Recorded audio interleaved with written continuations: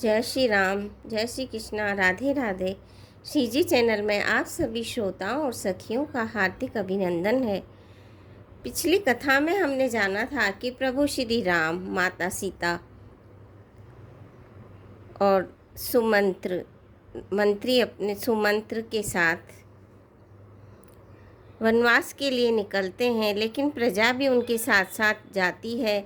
जब प्रजा दूसरे प्रहर सो जाती है, तब प्रभु श्री राम मंत्री सुमंत्र से कहते हैं कि रथ को ऐसी दिशा में लेके चलो कि रथ के चिन्हों से दिशा का पता न चले, नहीं तो ये सुबह भोर होते ही हमारे साथ फिर चलने की जिद करेंगे। मंत्री सुमंत ऐसा ही करते हैं, अपने रथ को इस दिशा में ले जाते हैं कि प्रजा को सुबह जब होती है तो पता ही नहीं चलता कि प्रभु कहाँ निकल गए। सभी बहुत व्यथित होते हैं और वो वापस अयोध्या में आ जाते हैं।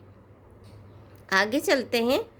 शुद्ध सचिदानंदमय कंद भानुकुल केतु, चरित करत नर अनुहरत संस्कृति सागर सेतु। शुद्ध प्रकृति जंत्री गुणों से रहित मायातीत दिव्य मंगल विग्रह सचिनानंद कंद स्वरूप सूर्य कुल के ध्वजारूप भगवान श्री राम जी मनुष्यों के सदस्य ऐसे चरित्र करते हैं जो संसार रूपी समुद्र के पार उतरने के लिए पुल के समान है।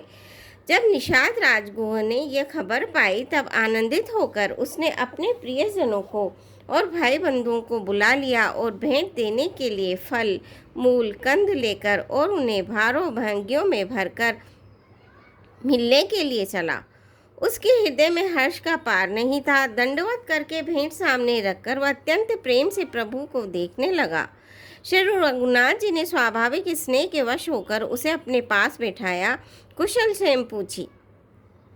निषाद राज ने उत्तर दिया, हे नाथ, आपके चरण कमल के दर्शन से ही कुशल है। आपके चरणाविंदों के दर्शन कर आज मैं भाग्यवान पुरुषों की गिनती में आ गया हूँ। हे देव, यह पृथ्वी, धन और घर सब आपका है। मैं तो परिवार सहित आपका नीच सेवक हूँ। अब कृपा करके पूर्व श्रृंगवेरपुर में पधारिए और इस दास की प्रतिष्ठा बढ़ाइए, जिससे सब लोग मेरे भाग्य की बड़ाई करें। श्री रामचंद्र जी ने कहा, हे सुजान सखा, तुमने जो कुछ कहा सब सत्य है, परंतु पिताजी ने मुझको और ही आज्ञा दी है। उसकी आज्ञा अनुसार मुझे 14 वर्ष तक मुनियों का व्रत और वेश धारण करके और मुनियों के योग्य आहार करते हुए वन में ही बसना है। गांव के भीतर निवास करना उचित नहीं है। यह सुनकर गुह को बड़ा दुख हुआ। श्री राम जी, लक्ष्मण जी और सीता जी के रूप को देखकर गांव के स्त्री पुरुष प्रेम के साथ चर्चा करते हैं।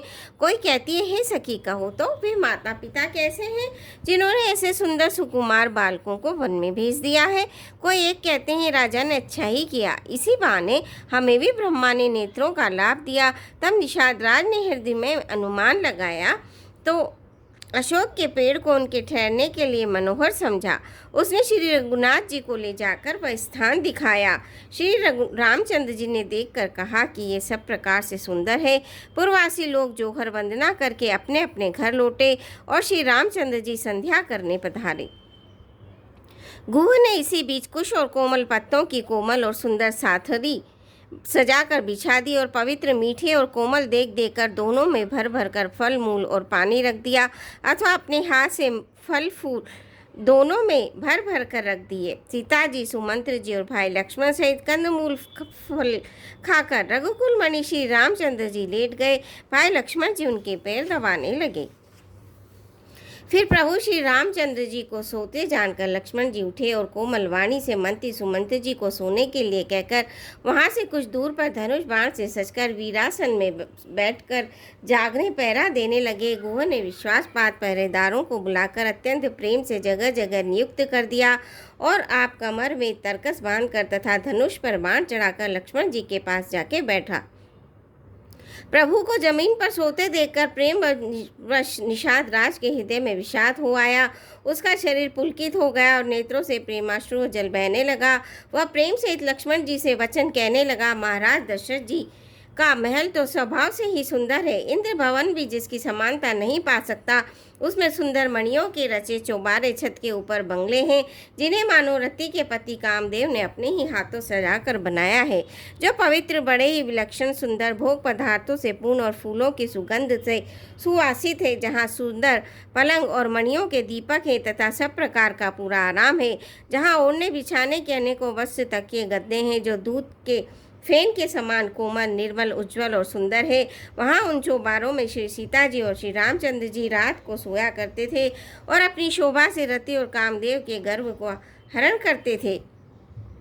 वही श्री सीता जी और श्री राम जी आज घास फूस की साथरी पर थके हुए बिना वस्त्र के ही सोए हैं। ऐसी दशा में वे देखे नहीं जाते। माता पिता, कुटुंबी, पुरवासी, प्रजा, मित्र, अच्छे शील स्वभाव के दास और दासियां सब जिनके अपने प्राणों की तरह सार संभाल करते थे, वही प्रभु श्री रामचंद्र जी आज पृथ्वी पर सो रहे हैं। जिनके पिता जनक जी हैं, जिनका प्रभाव जगत में प्रसिद्ध है, जिनके ससुर इंद्र के मित्र रघुराज दशरथ जी हैं और पति श्री रामचंद्र जी हैं, वहीं जानकी जी आज जमीन पर सो रही हैं।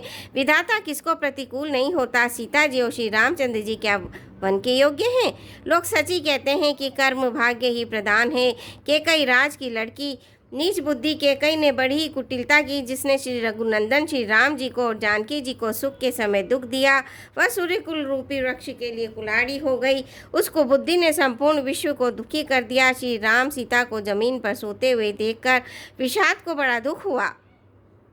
तब लक्ष्मण जी ज्ञान, वैराग्य और भक्ति के रस से सनी हुई मीठी और कोमल वाणी से बोले, हे भाई, कोई किसी को सुख दुख देने वाला नहीं है।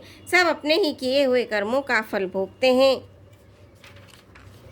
संयोग मिलना, वियोग बिछुड़ना, भले बुरे भोग, शत्रु मित्र और उदासीन, यह सभी भ्रम के फंदे हैं। जन्म, मृत्यु, संपत्ति, विपत्ति, कर्म और काल, जहाँ तक जगत के जंजाल हैं, धरती, धर, धन, नगर, परिवार, स्वर्ग और नरक आदि जहाँ तक व्यवहार है, जो देखने, सुनने और मन के अंदर विचारने में आते हैं, इन सब का मूल मोह अज्ञान ही है। परमार्थ ये नहीं है।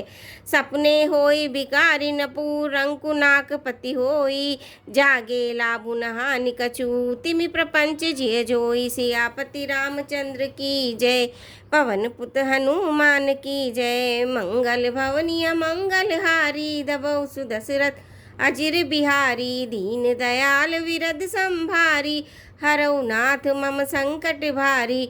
श्रोताओं, आज के लिए बस इतना ही। कल आपसे फिर भेंट होगी। धन्यवाद। जय श्री राम।